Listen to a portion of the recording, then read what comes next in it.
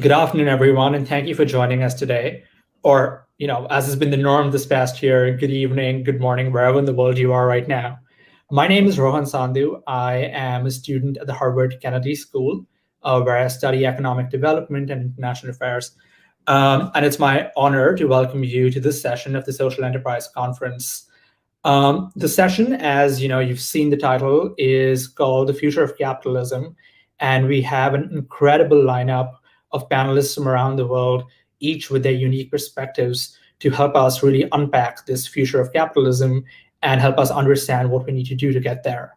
I would love to go through each of their bios in detail and tell you about the rich set of experiences they have. But if I did that, we'd unfortunately be left with very little time to actually dive into their opinions on these issues. So I'm going to keep this as brief as possible, but I encourage you to check out their detailed profiles on the Social Enterprise Conference's website.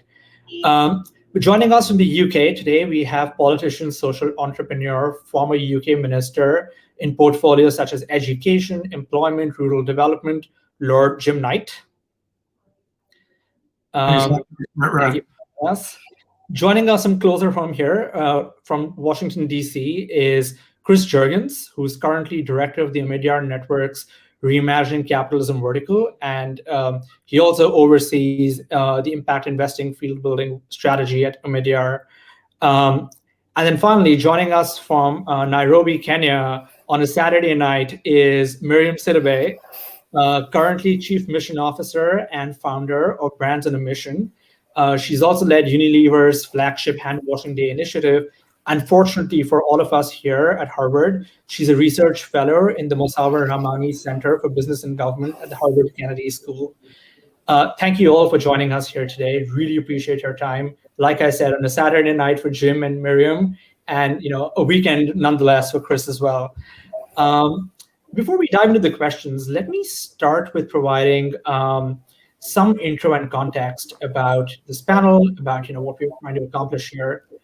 And there, very in terms of very brief points, there are 2 or 3 things that I'd like to say here.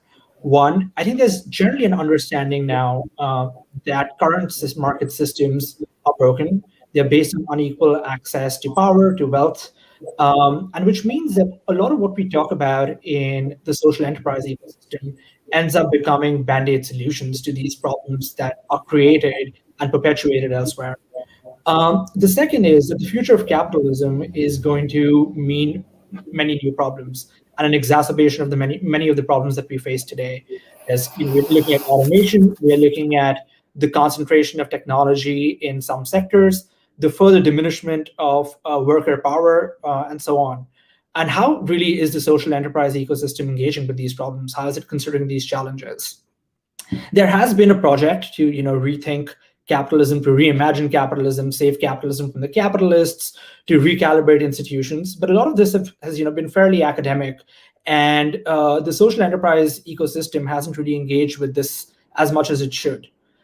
Now, against this backdrop, for the social enterprise ecosystem to be profound in its impact, it has to engage with these questions in greater detail, with more depth.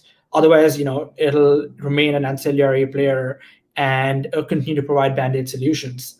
Now, again, against this backdrop, the kind of questions I really want to dive into with this panel is, first, understand based on each from where where in the world each of you are, the kind of work each of you does in this ecosystem.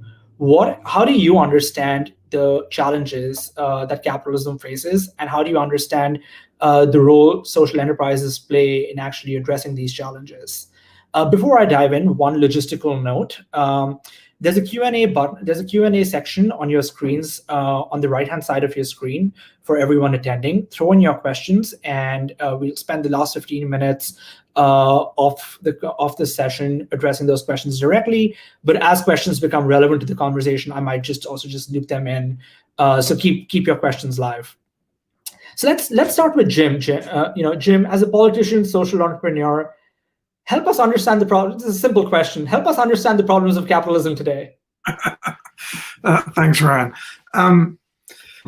Well, I guess my view is that I don't have a problem with markets. I just have a problem with the way that shareholder capitalism has become rampant, and that for too many businesses, the balance between achieving value for shareholders, achieving value for customers, for staff, and for society is massively out of kilter, because all of those decisions, and you know, I largely lay the blame at the sort of Reagan-Thatcher era of that sort of approach, and the financial markets becoming rampant, and the globalization of capital becoming rampant, and legislators like me have not done a good enough job in regulating that.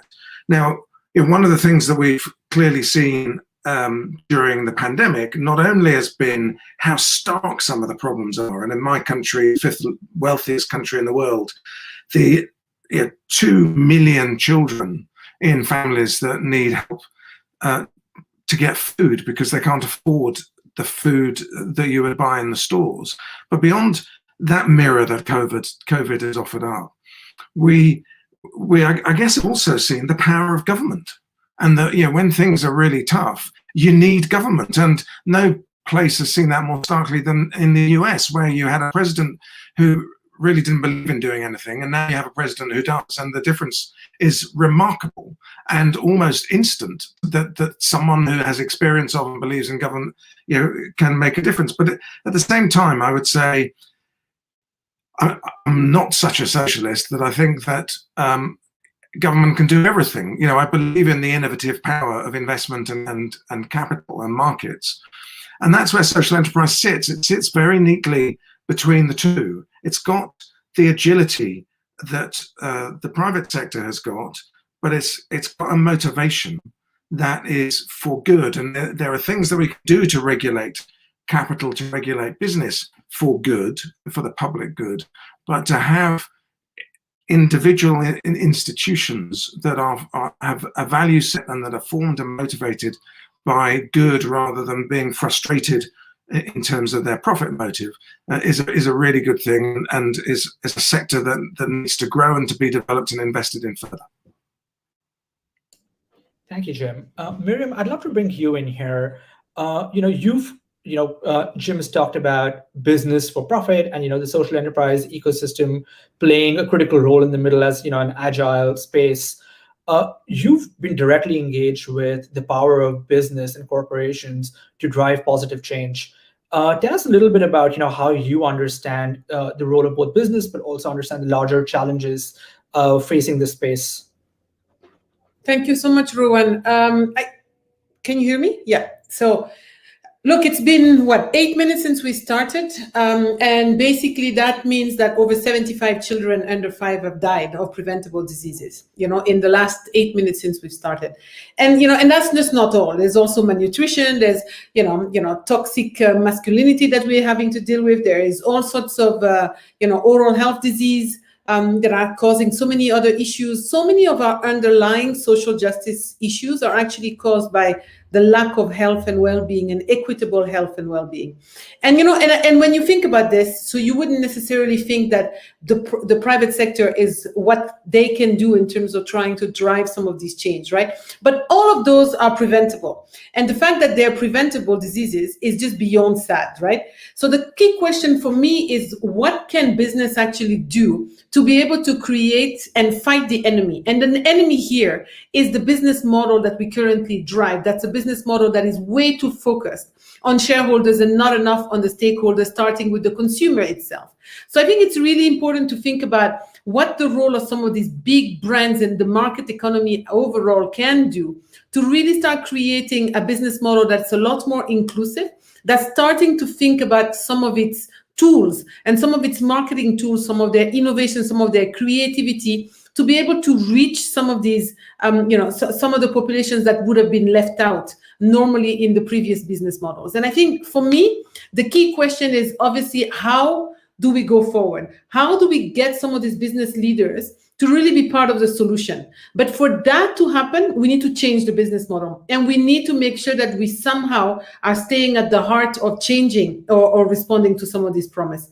And for me, the way I've seen this is I spent 15 years in Unilever. I came from the public sector. I worked in NGOs first, and I spent a lot of time building hand washing facilities and toilets that nobody was using because we were focusing on a beneficiary. A beneficiary, to be honest, that was very powerless. And then here was a donor that was asking us to just build infrastructure that nobody was using because they couldn't understand.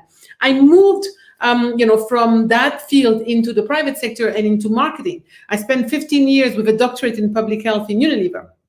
And basically what I've understood is that there was a lot of power in obviously framing that same rural woman that the public sector was calling a beneficiary to being a consumer, where actually so much of these resources in the private sector were spent to be able to think about the type of soap that she would want to use, the kind of packaging that would appeal to her. Because ultimately, if you think about prevention, you think about hand washing with soap, you think about people actually being able to, eat the kind of food that will make sure that they're nourished, not overnourished, not undernourished. To think about obviously whether they're brushing their teeth before they go to sleep and during the day. So for me, the key question is, how do you make use of these billions of dollars that are spent in marketing to make sure that this marketing is more conscientious and that we stop thinking of, not a beneficiary, not a consumer, but we start thinking about a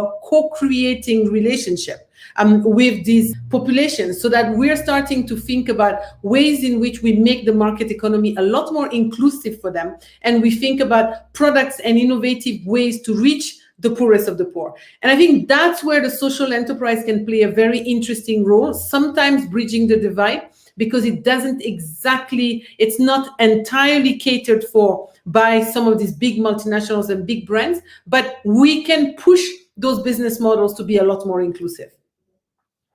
Thank you, Miriam. I will ask you a follow-up question at some point about how we can, the exact tangible role that social enterprises can play.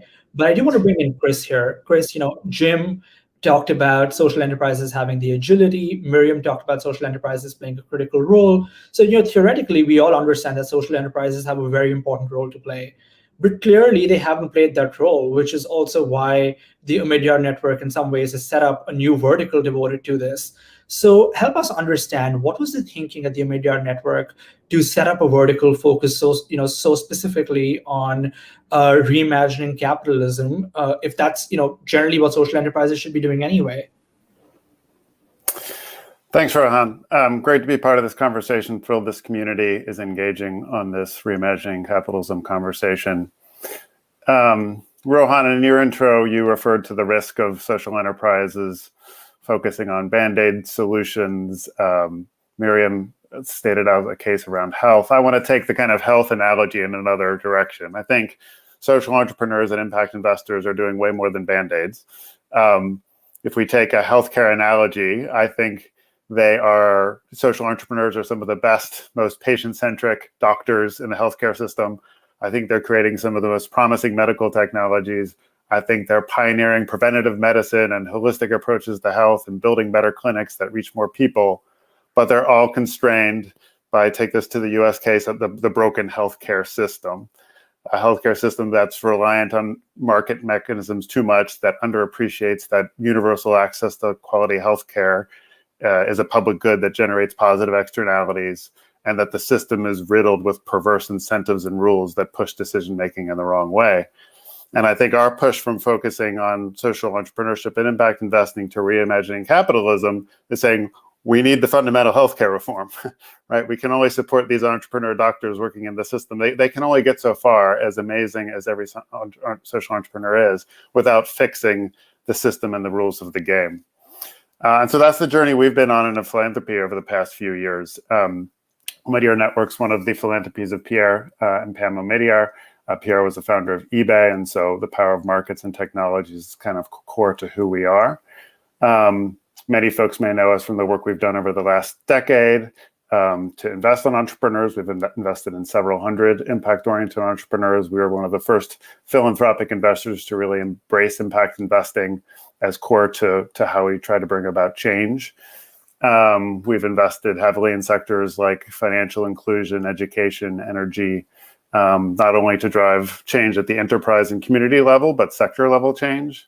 And we've invested across the returns continuum, from VC investments seeking market rate returns to more flexible capital, to invest with entrepreneurs working on the frontiers of the hardest markets to serve the hardest customers, to reach the newest business models to pioneer.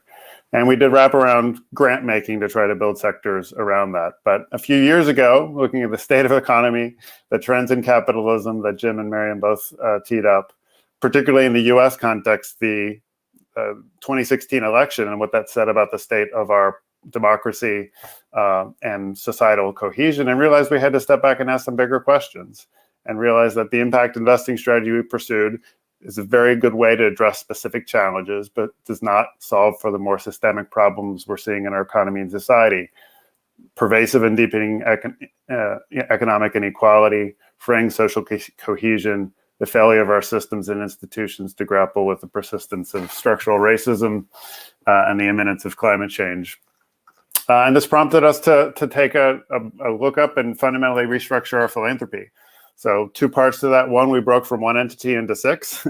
And now most of our sector-based impact investing and financial inclusion educations live with sister entities that are still under the umbrella of the Omidyars, but pursuing different strategies. And we continue to think that work is incredibly important to driving change.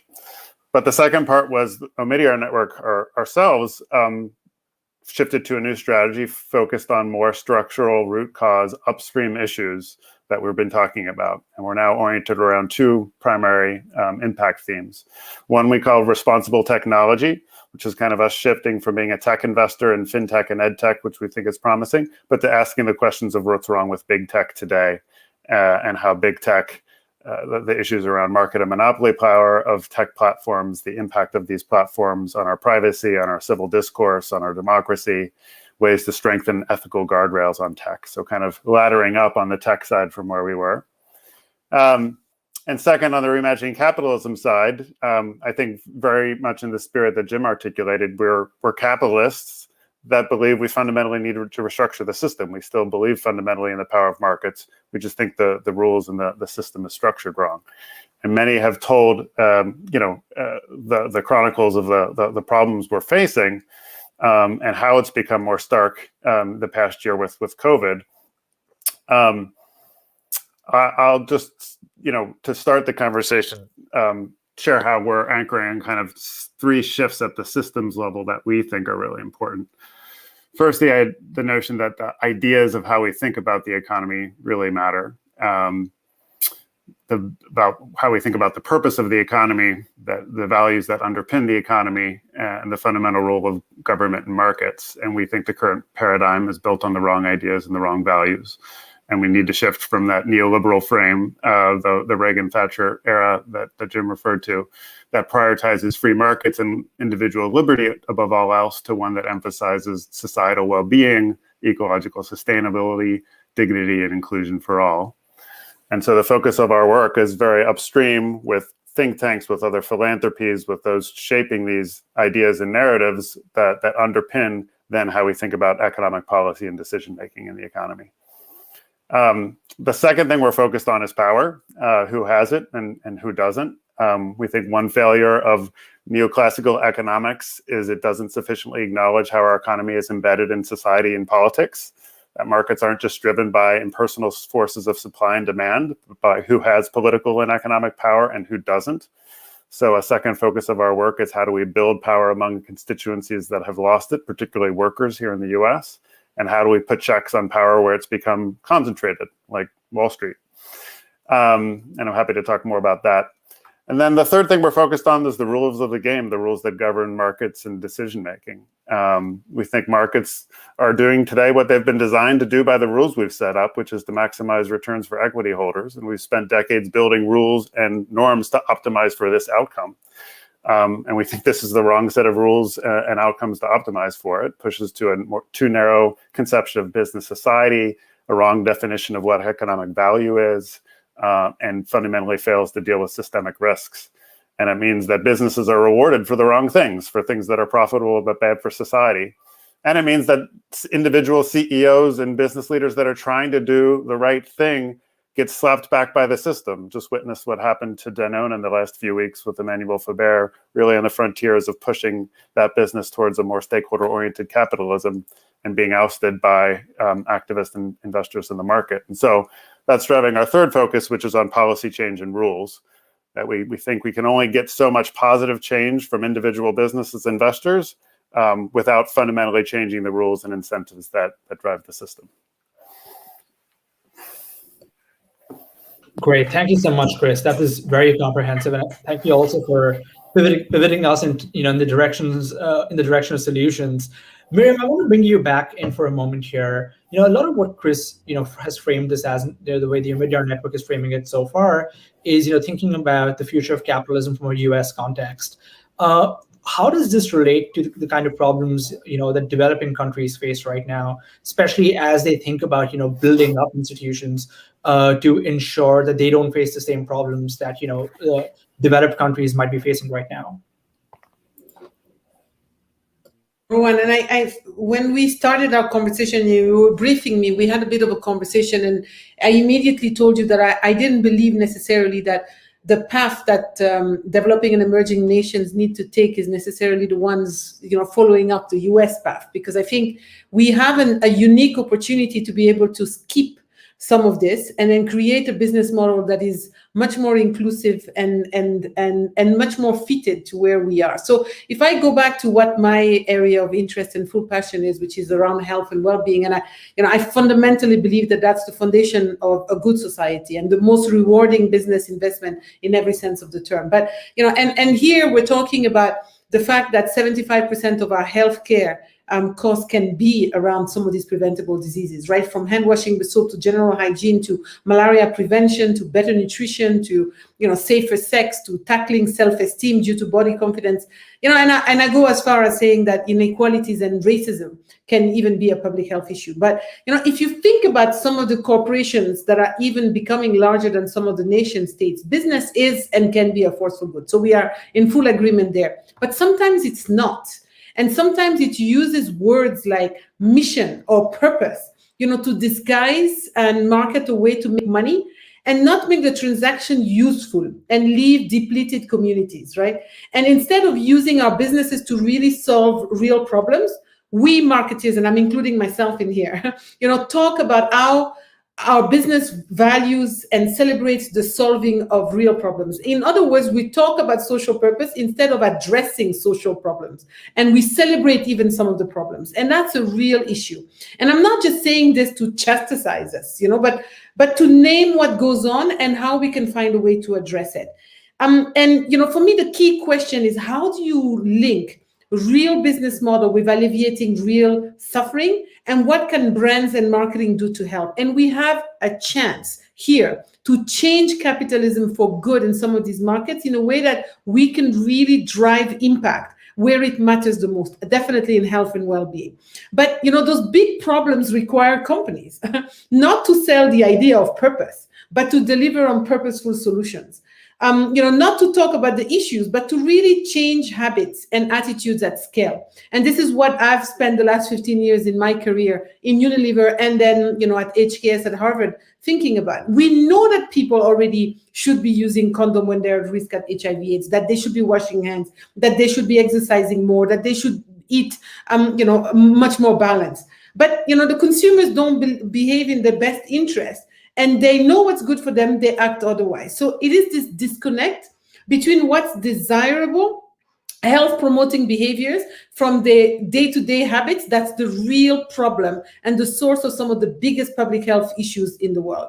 So for me, the way I see marketing, and I see some of these big brands that we have and smaller brands as well, and this is where a lot of social enterprises can actually drive the change that we see. There's no way, for example, that we will be nourishing Africa with the big multinationals. You need to nourish Africa with some of these food entrepreneurs out there and some of these social entrepreneurs that are going to change and really give us back some of these local brands that need to be on a mission. And for me, this is a chance to really rethink how you see marketing as a discipline, to make it a lot more conscientious, a lot more, obviously empathy driven, and improving both society as a whole and an individual customer. So when I go back to where I'm sitting in Kenya, or where I'm sitting, and I've spent most of my career in Asia and Africa and Latin America, looking at some of these issues, you have a chance to be able to reshape this business model, because the business model is the enemy. The current business model that we have seen today is the enemy. As long as we don't get companies to be accountable between what they say, what they do, in a way that makes communities really benefit from the business model, we are completely lagging behind. And I think it's really important, and this is a moment, an opportunity that exists where I believe that social enterprise can play a role. Because if I think about, some of the soap markets that I've spent 15 years on in Africa, they were not, it took us forever to be able to get to a point where we would give them the kind of soap and sanitizers that were affordable. With COVID-19, manufacturing happened everywhere. Everywhere, everybody has access to a sanitizer now at low cost. And this was an opportunity where, some of the social enterprises that I've seen have actually stepped up and come up with local, sanitizers, local soap making, and all these opportunities are there. So big brands have a role to play, but sometimes they can't do it alone. And sometimes they are just way too far still from the needs of some of the poorest of the poor to be able to really come up with a model that is profitable, sustainable, and still very aspirational for them. And I think that's something that's really important here. Thank you, Miriam. Jim, I'd like to bring you in here. You lamented right at the outset that, governments or regulators haven't played the role they needed to play. Chris has also talked about the role of regulators. Miriam referred to how the existing business model is the enemy. Given all of this, I want you to wear your hat as a politician for a moment here, as opposed to that of a social entrepreneur. What is the role? How does government recalibrate its role in given these challenges? Two examples that I am really interested in and excited by. The first is something that we are working on in the UK at the moment, which is the problem of how do we regulate the big tech platforms that are so powerful in our lives now and are rampant in out of Silicon Valley largely. And what we've chosen to do, and this is something that I think we're largely agreeing on across party in the UK Parliament, is to borrow something which is a principle established in law for regulating business, but in the physical world. And it's something that there's a disaster, if you're an avid viewer of The Crown on Netflix, and you may remember probably in series 1, there's a whole episode devoted to the Aberfan disaster, where a soil tip from a coal mine slipped and engulfed a primary school, an elementary school.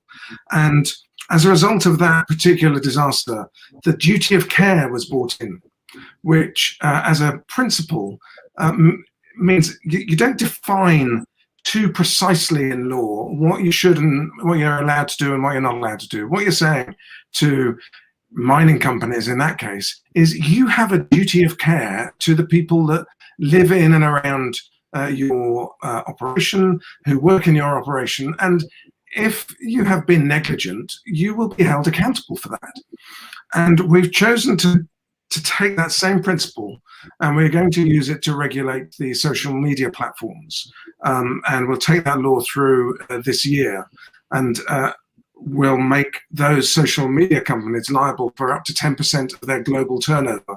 And we're also now looking at whether or not there are criminal penalties for the directors of those companies. And the reason why we've done that is, particularly in the digital era, business and practice is moving much faster than legislators can keep up, and much faster than legislators can even understand it. And you'll have seen from the Hill the struggles that some legislators had when they were trying to interview the people who operate the big Silicon Valley companies, just in understanding. So that's one example where I think we're starting to imagine how we might be able to do some of the right things by more generalized duties that we might put on business. And I'm also exploring the use of a good work charter and how we might use those principles to apply them into business. We've introduced the requirement to report on gender pay for all businesses in the UK, so that we can expose some of the inequities in the workplace around gender. But the other really big example that excites me, I discovered from someone I hadn't spoken to for a few years, who's the Deputy Prime Minister of New Zealand, a guy called Grant Robertson. And he's not only the Deputy Prime Minister, but he is the Finance Minister, the Treasury Minister, and the Sports Minister, incidentally, which is a slightly surprising combination to me. But a couple of years ago, he introduced New Zealand's first well-being budget. So instead of deciding to measure the finance ministry on the basis of money, they've made a decision that money and measurement of money and gross domestic product and so on don't reflect the values and the things that voters of New Zealand actually find important. What they find important are issues of well-being. And so they're choosing now from the Treasury to measure well-being and measure their success and their impact as a government on that basis. So they're managing the economy on the basis of well-being rather than growth in financial terms or jobs terms.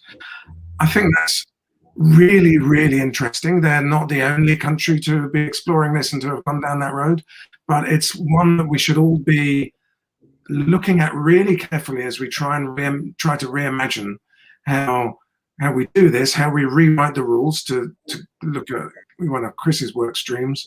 And that lead from government is then something that everything else can follow, and I think is inspirational.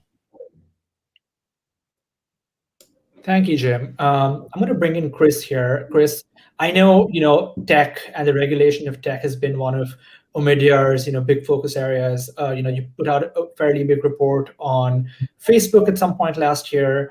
It's also a part of your call to action for your vertical. In the past, Alan Greenspan, I think, once said that the government should not regulate the financial sector because the government really doesn't have an understanding of, the sophisticated transactions that happen in the financial sector. And this couldn't be truer of tech, where tech innovations and changes happen at a much faster rate than, political churn or political change actually happens. Given this, what kind of role do you think the social enterprise space funders such as yourself have in, building the capabilities of regulators and governments to do this job better?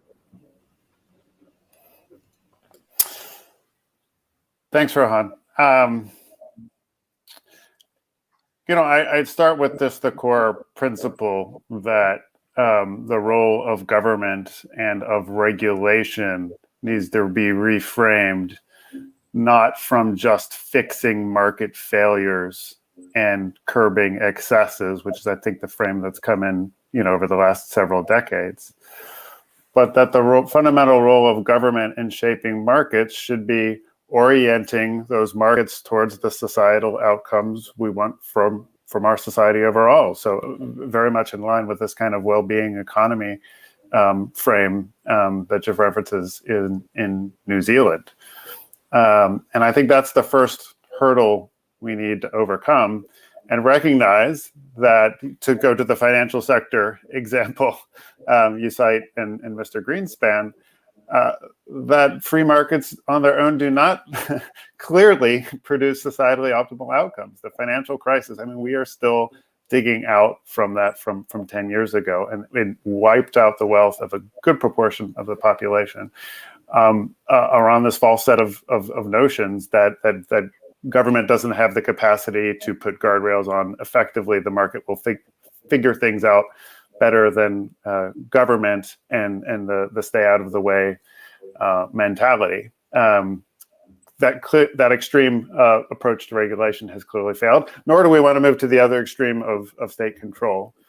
And how does government build the capacity, and how does government work with the private sector? I think the other shift we need to see is the shift of the mentality of the business versus government mindset of these two as kind of existential enemies in policy fights of government power versus market power, and work together on the right solutions and putting the right guardrails on markets that work for everybody. I think you're going to get much better tech regulation, much better financial sector regulation if you can draw out some of the expertise from practitioners it's obviously going to be adversarial on many fronts, but I look to other parts of the world where, in continental Europe, business and labor are less, they're adversarial, but they're at the table, business, labor, and government, in meaningful ways on societal problem solving. I think we've lost that set of muscles in the US, to some extent in the UK and other economies, and being able to align on the end outcomes we want and then work together on some of these solutions. Thank you. We have an interesting question that's coming from our audience, and I think Miriam, I'd love to bring you in to help begin the process of answering this. So the question, very much in line with what you were saying earlier, is that businesses claim that they create impact and often market business as usual as impact. How do we ensure that one doesn't fall into this trap? And I guess I asked you to answer this because you also talked about how you need to change that fundamental business model, right? And I'm wondering, when you were at Lifebuoy and you tried to start bringing about this change internally, how did you market it to the powers that were in that ecosystem, that you were actually fundamentally changing the way business operated, but you also had to do it within the existing bounds of that enterprise? How did you manage that? Yeah, so I spent 10 years on Lifebuoy, and to be honest, this is a brand that already has in its DNA to be saving lives. So you're a bar of soap. Getting people, to wash their hands with soap should be what you're about, because basically that's how you drive volume. That's basically what enables you to grow. But then, how do you make sure that you do that in a way that's inclusive, that thinks about obviously, measurable, actionable mission is the key question. So for me, I spent 15 years in marketing. Coming from a doctorate in public health, having thought about, hand washing, behavior change, and thinking about, what are the barriers, the triggers of hand washing with soap. I did an entire PhD on that. So, and I joined in, and somehow, I realized that there was still quite a lot of understanding that was required to be able to make sure that for every marketing dollar that you would spend, that you would try to make sure that there is a positive norms and a positive behavior change that's aligned to hand washing with soap, for example, in here. So I have to say, the leadership and the ethics of Unilever has made it possible for me to be able to drive one of the world's largest missions, trying to get 1 billion people to wash their hands with soap, which we achieved. And I think the reason why they were not scared by this goal, even though they all thought it was crazy, and then, when it started, we didn't realize that we would eventually get there.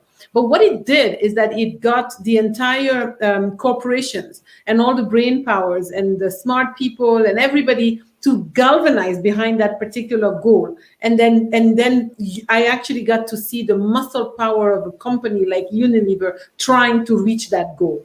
So to this day, I still think that we need to give more of these large, ambitious goals, social goals, to brands and companies, because that is the only way in which we're going to be able to drive the kind of impact that's required to do transformative changes that the business model need to drive.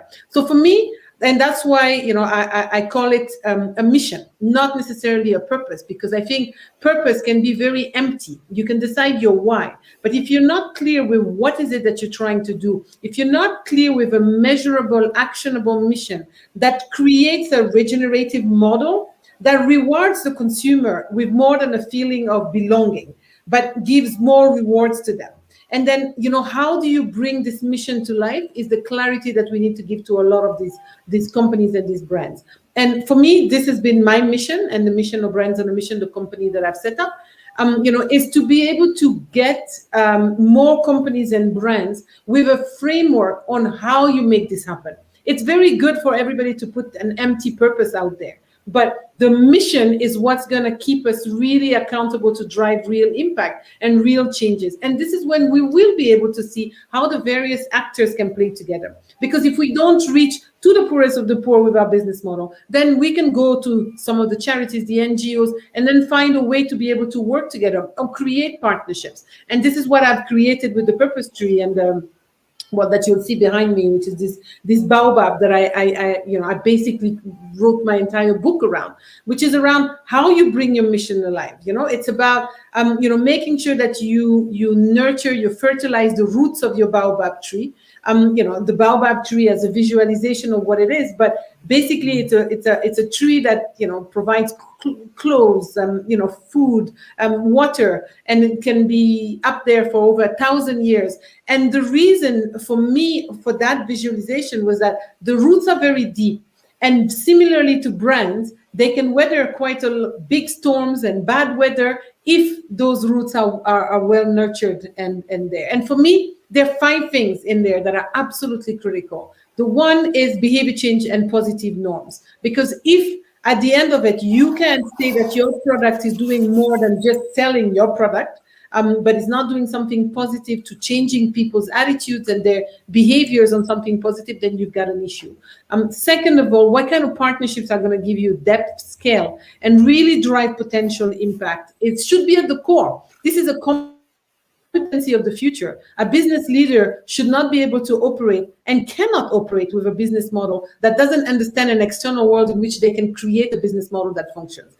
Thirdly, how do you make sure that you can drive systemic change? Because it is not just about you selling your product separately, right? So it's about the brand advocacy that's beyond, that's of course inclusive of policy, but that's about taking your consumer with you as a co-creator, as an ambassador, so that they understand why that transaction is important beyond just the product that you're trying to do. Measuring, because ultimately, we need to keep some of these brands and companies accountable to the SDGs. It's not just about putting the logo out there on a slide somewhere. It's about identifying what is the indicator and how you're going to be able to really drive this transformative business model and catalyze additional resources so that we can really unlock the potential of the SDGs, but we can also bring in those business models to respond to these answers. And then finally, to be able to galvanize and get internal support, because it is still not easy. Bridging the divide between saying and doing, in my experience of 15 years in probably one of the best companies in the world, is still proven that it isn't easy. Great, thank you, Miriam. I think one of the things that I find particularly promising about some of the examples that you cite in your book and other case studies is that it's not just about aligning mission with the product that you are selling, so LifeBoy and health outcomes, but also I think you cite the example of a beer brand working on violence against women, and I think that you're leveraging power that way is actually is very, very inspiring. Jim, I want to bring you in here. So Miriam has been talking a lot about examples from the health sector. I know how deeply engaged you have been with the education sector, both with TES, but also the work you do on the Institute for Future of Work, the Good Work Chatter. You're clearly very deeply involved in thinking about the labor markets and how we can help improve address the challenges there. How important is this to this larger Future of Capitalism project for you? Well, I think there's something important that we can do in terms of looking at some of the questions that Smriti has been asking in the chat. How do we start to shift the motivation of people running businesses, change some of their behaviors, scale that, normalize it? And I do think we can reflect on the power of the audit. We do require businesses to be audited around their financial property, and sometimes, occasionally, businesses will try and dupe the regulator. The Enron scandal, for example, comes to and hopefully, ultimately, they get found out. Now, we don't have to just impose financial control or audit. We can look at other things, and that's quite a rich area for me, and it'll be one that people probably find a bit scary if your view of government is this generally bad and it interferes with people's wealth creation, but in which case you're in the wrong mindset as far as I'm concerned. We have to get into a better mindset where we understand that for the planet to be sustainable and for the economy to be sustainable in the future, we need more equity, and that's right at its core. And one of the other things out of this year is, following the murder of George Floyd, that that much stronger sense of trying to put equity at the heart of what we're trying to achieve. And regulators need to reflect on that. Now, I found myself talking a lot about my role in government and wanting to regulate, and I wouldn't want people to think that that's all I think about. Education has a really key role. I'm working with a B Corp from headquartered in New York called Purpose, ironically, Miriam, and they have got me working on a project around climate change in education and how do we essentially engage teachers, initially in the UK, but globally, and give them the confidence to change the mindset of young people, starting with climate. And it's a mindset of them being change makers, of really putting agency at the heart of education. And that I find really interesting. Right now, most children and young people, hopefully starting to go back to school post-pandemic, but I know that's not the case in lots of parts of the world. But when they do go back, they will go back with a strong sense that this health crisis, which arguably began with an environmental crisis, but this health crisis has led to an economic crisis that's affecting their future in the economy. But it's also created a learning loss crisis that's really stressful, and there's a profound mental health crisis amongst our young people. The last thing that we need right now is for them to feel like there's yet another thing that's being done unto them that they have no control over, and that being the climate crisis. So what I've been exploring there is, if we got every school to pledge to be carbon zero by 2030, then we can have a massive impact in terms of carbon reduction in itself. By 2050, that's worth 85 gigatons globally. It's massive. But what we would be doing if we're then asking young people themselves, the pupils, to be the people in the lead in designing the projects to create that carbon reduction in what's grown on a school site, what's consumed in terms of food, energy, water, the transportation to and from the site, and design that so that it becomes carbon zero by 2030. They would be developing employability skills around enterprise, around project management, around leadership and teamwork, and all of the things that employers say that they want education to do better at churning out. But they would ultimately have a sense that change is something you can wrap your arms around. Change is something that you can influence. And that's a really powerful thing that young people could be given by education right now, and through them, indeed, their parents and their grandparents too. Because the profound equity problem, as I see it, is in that mindset that there are some people who have power and believe that they can change things in their own interest. And then there's a swathe of other people who feel that everything is done unto them. And we have to shift that if we're going to move to a fairer, more efficient economy, and one that is taking place in a sustainable planet. Thank you. I do want to bring in some audience questions, but Chris, I must ask you a pressing question, a question that probably keeps me awake every night. Before I do that, the kind of change everyone out here has talked about is profound change. There are no thin metrics to be able to evaluate whether we're getting there or not. And you're a veteran in the development finance space. You've been thinking about how impact investing can work better and so on and so forth, what metrics we should think about. None of these, Miriam listed five changes that need to be made, for instance. None of these can be measured by standard impact metrics. None of the changes that you talk about, whether it's relationship between markets, governments, and communities, or counterweights to economic power, can be evaluated, with the mechanisms we are used to. How do you think the funding community needs to change the way it thinks about impact then? You asked me the easy question, Rohan? Thanks. This is really hard. We're talking about fundamental systems change at the level of the wiring and incentives of capitalism. So this does not lend itself to a simple log frame and set of outputs, outcomes, and impacts. I think a huge shift for us has kind of been moving from a frame of assessing results at the enterprise or sector level that is more linked to that number of people with access to financial services or number of people receiving quality education from a social enterprise, to saying our role is to really, as a funder in a privileged position, to be able to look at things in a long-term time horizon and at a systems level, and to work with a wide range of organizations trying to drive change through a wide range of levers, from policy advocacy to grassroots organizing to impact investing and entrepreneurial solutions to mindsets and narratives around the role of business in society, and say we need to understand the hydraulics of the system. And the role we are playing is to, as one small actor in it, is to provide kind of behavioral economics nudges to the systems in the right directions. That we don't have linear outcomes for thinking about outcomes, outputs, outcomes, impacts. We have some hypotheses on what some nudges in the right direction can be on policy levers or on behavior change levers.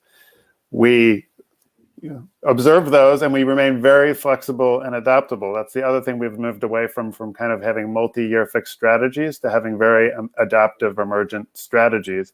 And if anything showed us that needs to be approached to anyone trying to drive change, it was 2020 and COVID and everything else that came to a crisis last year and reset fundamentally how we're thinking about so many big problems. So those have been some of the shifts for us. Very emergent strategy, hypothesis-driven kind of investment approach, rapid learning and pivoting, and going from kind of a linear approach to sensing changes at a systems change sort of level, and deep humility that we are one small actor in a system, and the way we're going to get change is not through our direct outcomes or us and our grantees and other partners, but through a wide set of partnerships with other funders, with policymakers and others. So. Thank you. So we have a question that touches upon something all of you said, and I'd love to get quick thoughts from all of you on this. All of you have talked in various ways about the shift from shareholder to stakeholder capitalism, and the question is, how do we get the system to shift? Again, easy question. Miriam, let's start with you. As someone who's tried to do this at the level of an individual firm, how do you start making those shifts? Well, I keep going back to, an important stakeholders, which is actually the obviously the consumer itself, right? And, and I keep thinking about the social enterprises or the big brands, the big multinationals that create those brands, right? And people that actually lead those brands. And the brands, for me, are such critical contenders in the fight for social justice, just because they have such an important weapon, for it all. They're consumers. And, when a brand really aligns with its consumer, not just to sell something, but also to join together to solve something, a lot of shitty things get fixed, and I think for me, what this means is that we need to start thinking or stop thinking rather in terms of like some of the traditional roles, like a chief marketing officer, where your job is just to sell the idea of good, but rather to really move that to becoming more of chief mission officers, where your job is to deliver good solutions. And I think those two becomes absolutely critical. And when you think about the kind of stakeholders that you will then bring with you, and it will be seamless, because not only are you bringing your consumer with you, you're also bringing obviously all the partnerships that you will unlock with that, and all the public sector that will come with that. But everybody around your value chain, that you actually work with, will be a lot more inspired and also see real value in everything that they do. And I think for me, it's about the opportunity to figure out how you're going to harness the power of these brands to be able to really unlock fundamental change. So I don't, that's the angle I'm looking at it when I'm thinking about the stakeholders capitalism change. It's really changing the way we actually even see the consumers, and the way we need to change completely our the way we talk about marketing and the way we think about marketing, which is the core, right? It's still the bolts and of the market economy today. Jim, Chris, would you want to weigh in on that? So I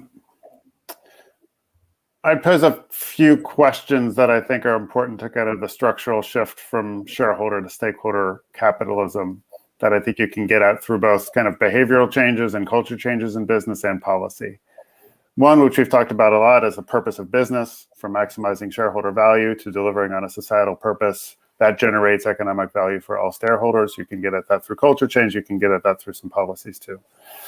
Second, who's a business accountable to? The notion of fiduciary duty that's come up, fiduciary duty to shareholders versus having a fiduciary duty to stakeholders, workers, communities, supply chains, et cetera. That, again, you can get at through law and regulation, as well as kind of the culture inside of boardrooms. The third is, how are we defining and measuring value, which goes back to this accountability and how we measure it. From our view of a performance of a company being the current annual report, and we have this nice sustainability report on the side, to where I think we will actually be in a decade, where the annual report will have a picture of financial performance, but also a standardized view of a company's positive and negatives, ESG impacts, as part of one integrated report. There's a great set of actors working towards that vision. It's going to take a while, but I think that'll fundamentally reframe how performance is measured. Fourth, who has a seat at the table in making the most consequential decisions that a business makes? Is it just the C-suite and boards, or do we move to a model where other stakeholders, notably workers, have a stronger seat at the table? And in those boardrooms, what do those people look like? In the US context, it's mostly white men. We need boards that look like society in terms of gender diversity, racial diversity, lived experience diversity. And then fifth, what role does capital play in driving this paradigm? I think we have a paradigm now that's focused on driving for the corporate finance folks in the Harvard community here, driving alpha, right? How do we get excess performance from the specific companies we invest in, the securities we select, to realizing that the role for long-term, highly diversified, universal investors is maximizing beta. Their real interest is maximizing a health of the economy overall by redressing inequality, by managing climate risk. And what investors can do to most, particularly fiduciaries representing individual investors saving for retirement and for life events, is help ensure a healthy economy. That is much more important to investors and savers' needs than whether they beat the benchmark by 0.1% this year or not. And so that fundamental change in how the investment community engages in corporates as well. Great, thank you, Chris. That was really good, comprehensive. Jim, in addition to that question, I'm going to throw in one more for you. As the person on this panel who's been talking about regulation, we have a question out here on what is the panel's view on the B Corp movement? Does it assist on the idea of well-being, and should governments start thinking about creating regulations around this? Well, I think the B Corp movement is a good thing, and I probably should say it, as a B Corp is one of my clients, but I think some investment in that space is interesting. One of the things that I chair here in the UK is something called the Centre for the Acceleration of Social Technology, and that's something that philanthropy, some private sector, and government has been investing in, and our role has been to nurture in the charitable sector in the UK a digital mindset, so that they are getting much closer to customers and user journeys and some of those things that Miriam would understand well as a marketeer, and that's about trying to shift the not-for-profit sector into being much more agile and much more like the private sector. And I think there's we're really happy with how that's going and the impacts that we're having on that. And I think in a similar vein, you can think about the B Corp sector and how we invest in that and how we make sure that it stays true to its values and doesn't become too diluted by other commercial values that are easy to creep in. Thank you. So we have 2 minutes left. I'm going to ask all the panelists one final question, just to get some words of wisdom. Briefly, we have this conference is being attended by students and emerging social entrepreneurs. What is the one piece of advice or guidance that you have on how they can be a part of this Future of Capitalism project? I'll start, Rohan, and say, if you go to business school, make sure you go to an enlightened one that puts the proper values right at the heart, and don't get an MBA in 1980s capitalism. I think what you're really saying is go to policy school instead. Maybe, yeah. Miriam, Chris? Well, I mean, I've talked a little bit about the shift between, moving from being a chief marketing officer to a chief mission officer, or actually becoming and combining both. But I think it's about waging effective altruism, because I think that's going to be essential as a way for corporation to preempt competition, to build cross-company and public-private partnership that will really create lasting, collaborative, impactful solutions. So I think here you are in an amazing moment in time to completely change this business model. And I think if there's anybody who can do it, it's you. You guys are listening. You guys are at the forefront of some of these conversations. And we have a crisis in the world that enables us to be able to rebuild better.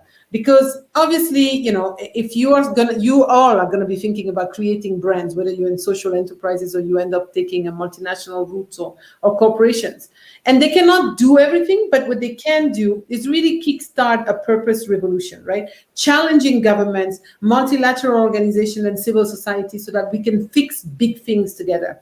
And I think this is something that I hope the people listening today are really thinking about, because this is an opportunity where we don't have to sit here and watch, preventable death continue happening. And I just say, follow your passion in your career, dig in to where your passion and your talents take you, and that you can get at these structural issues of moving towards a more just economy. And we need champions for this movement in all parts, whether that's at a social enterprise or an impact investor or mission-oriented organization, whether that's in government or whether that's in a corporation or financial actor itself. I'd say some of the most powerful change agents driving change in business are the employees of those companies, pressuring Facebook and Google to do things differently, pressuring Wall Street firms to take a different lens. And so I think you can get at addressing these challenges in just about all the career paths that are out there. And I hope many in this audience do. On that note, Chris, Miriam, Jim, thank you so much for joining us from around the world across time zones. This definitely has made a lot of our Saturdays worthwhile, and I hope it has for you as well. Thank you so much. Thank you very much. Thanks, Rohan. Thank you so much, Rohan.